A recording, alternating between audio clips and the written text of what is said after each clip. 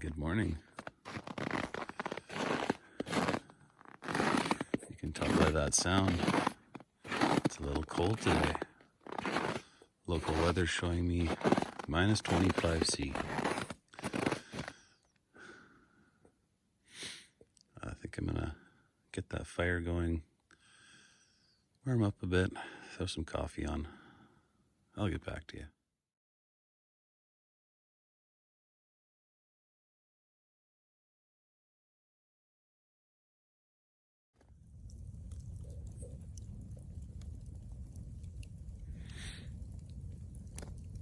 That didn't take much to get that going again. Kick the logs back kind of on top of one another. A few little branches. There's still some coals left. I always like finding old people, I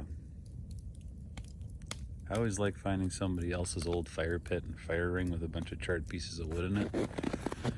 Makes my job a lot easier. Once that wood's been charred, it's like char cloth, it takes off right away. Unless it's soaking wet, but even then it's still easier to get going than a lot of other things. So. Sun's starting to come up and hitting the treetops. Lavvu did good last night. Barely even used my little buddy heater. I just turned it on in the morning to give me some encouragement to crawl out of the sleeping bag. Before I went to bed, I jammed the kettle full of snow, so there should be some ice or water in there to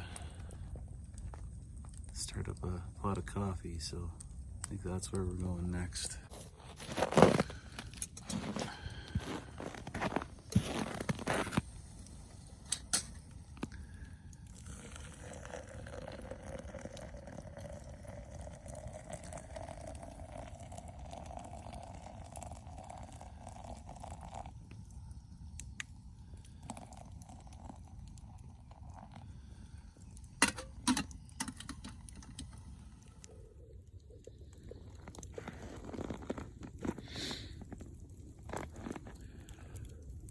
If you've never experienced being really cold, that's minus 20 something right now, but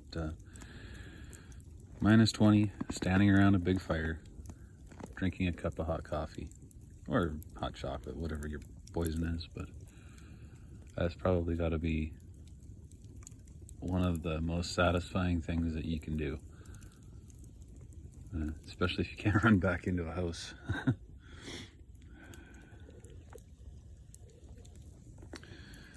Enjoy some coffee here and then maybe dig a little bit deeper into the lunch bag and see what we brought for breakfast. I'm gonna rearrange the fire a little bit. I'm sitting on the snow shelf around the edge of it. Oh, a little bit more water. Trying to figure out what to have for breakfast. I've got my Russian Army combat ration with me. Man, what I wouldn't give for a loaf of rye bread and 500 grams of nice home smoked bacon.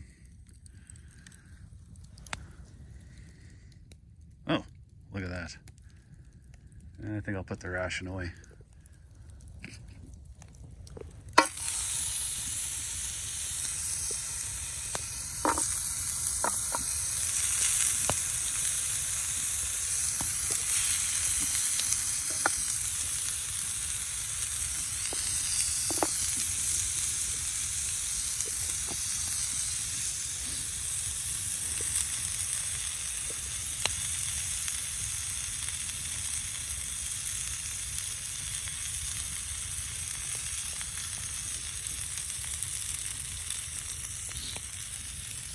This is actually Pumpernickel artisan bread from Superstore. It's not bad. I make my own at home. I've got a recipe. I can't remember where I got it from, but there's a good YouTube video on it. It's tasty. And bacon's almost done. Take my rye bread and Throw it on top of the bacon in the frying pan. Warm the bread up a little bit. Maybe melt some of that butter.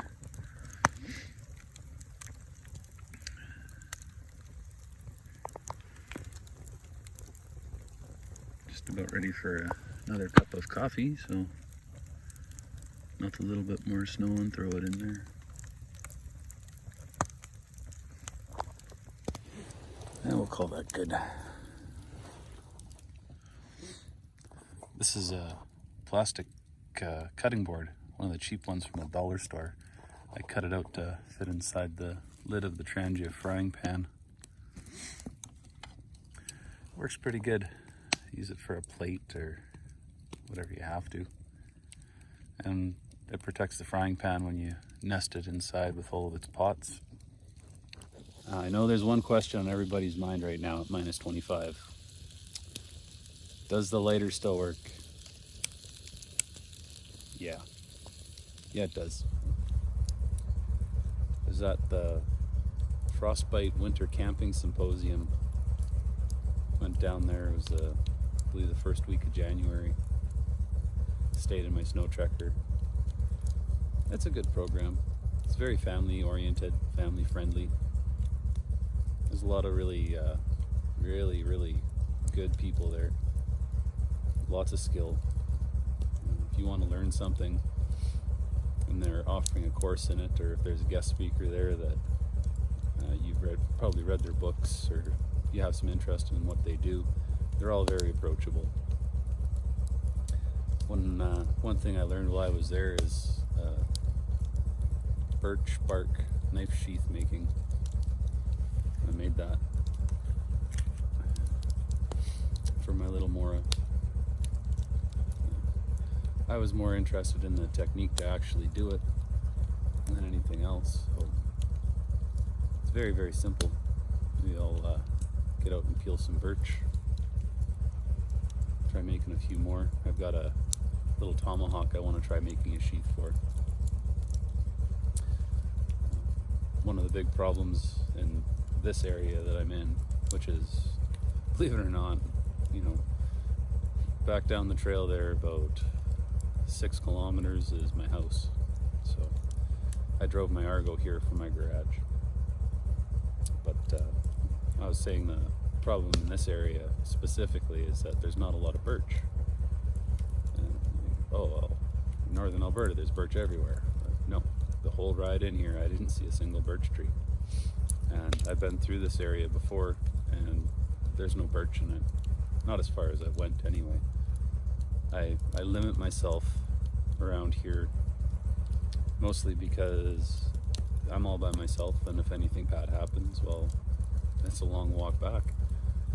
And the terrain here in the spring, summer, and fall is not something you want to mess around with. This is all swamp. Like right now where my fire pit is, it's moss, and underneath of that some peat moss and clay. So walking through here is a bit of a challenge.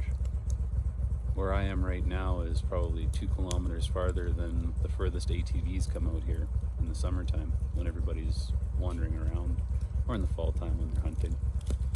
It's funny when you drive down the trail with the Argo and you have the tracks on, you'll get to a point and there'll be some ruts and then there'll be tall grass past them. That's where the regular tired ATVs stop and where I keep going. And I drive through their ruts and then through the rest of the terrain like it's pretty much dry ground. The tracks are incredible. You go all kinds of places with them.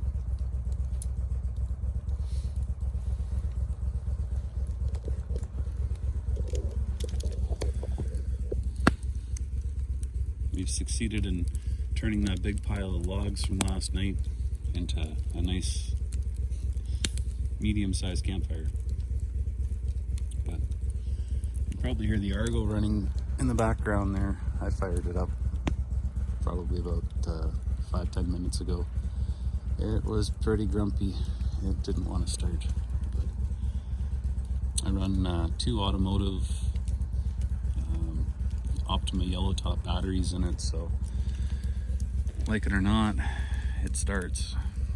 But it's also the reason I brought my little buddy heater.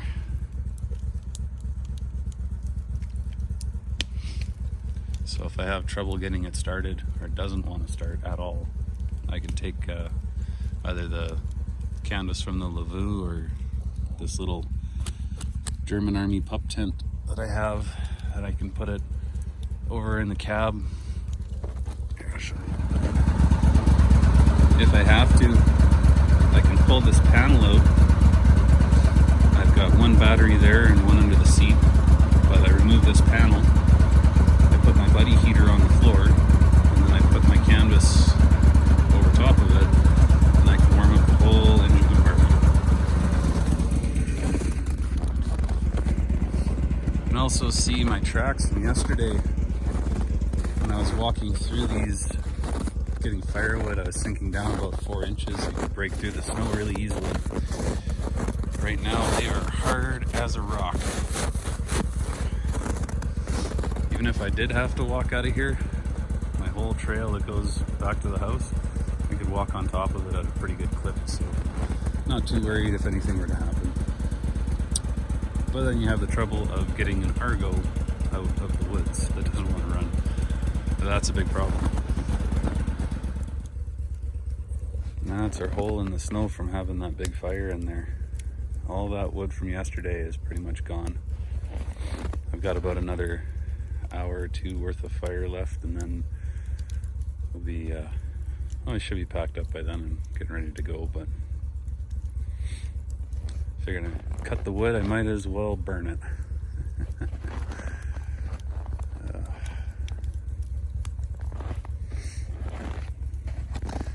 So what I've been doing is basically nothing, staring into the camp TV, but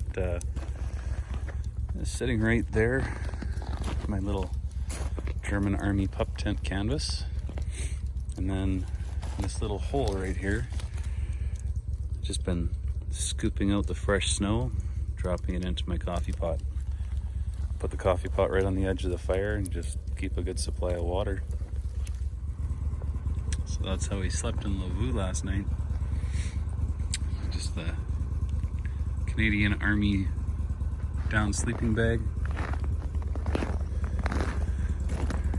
with the Finnish Army sleeping mat underneath of it, and then some boughs scattered around just to keep the snow from spreading everywhere. If anything got tracked onto the bag or anything, it just keeps it at a minimum. It's pretty comfortable, not gonna lie. I like my snow tracker. I like having a big cot to sleep on. Getting off of the ground a ways makes a big difference when it's cold out, especially when you have heat inside, like that wood stove, because naturally the heat rises, so there's a layer of cold air right on the ground. It's not very nice. My pillow, actually, I should show everybody that. This is a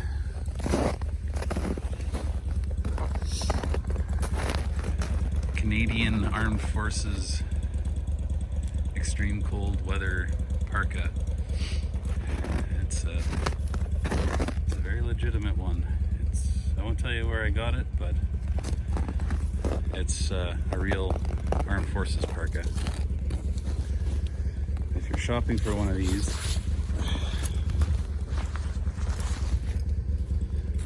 this is the liner that you want to get. This is actually a Gore-Tex membrane over top of a little bit of regular padding. Look at the back side of the liner. It should be nice and shiny. And that's the Gore-Tex. I've had that thing on at 40 below, and it's very, very comfortable. You can see this one starting to get some wear on it.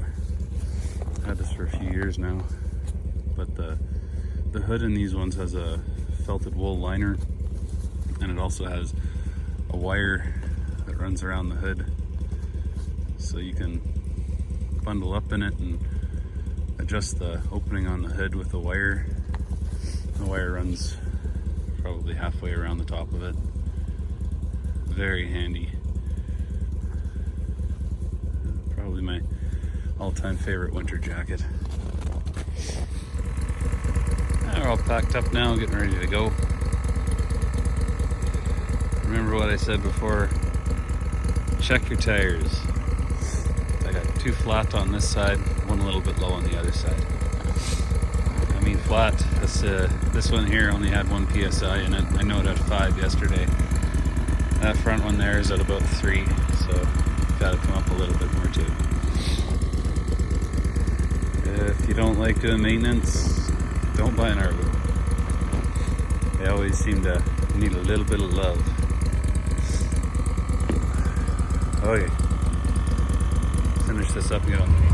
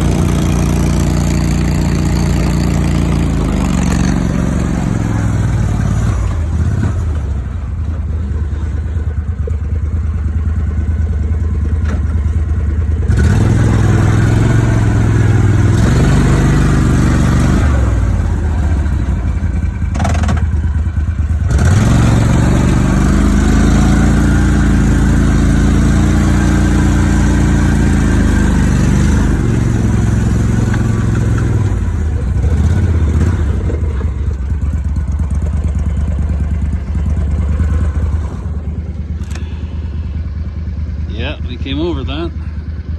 Really hard to film and drive at the same time when you need to use the brake in this thing.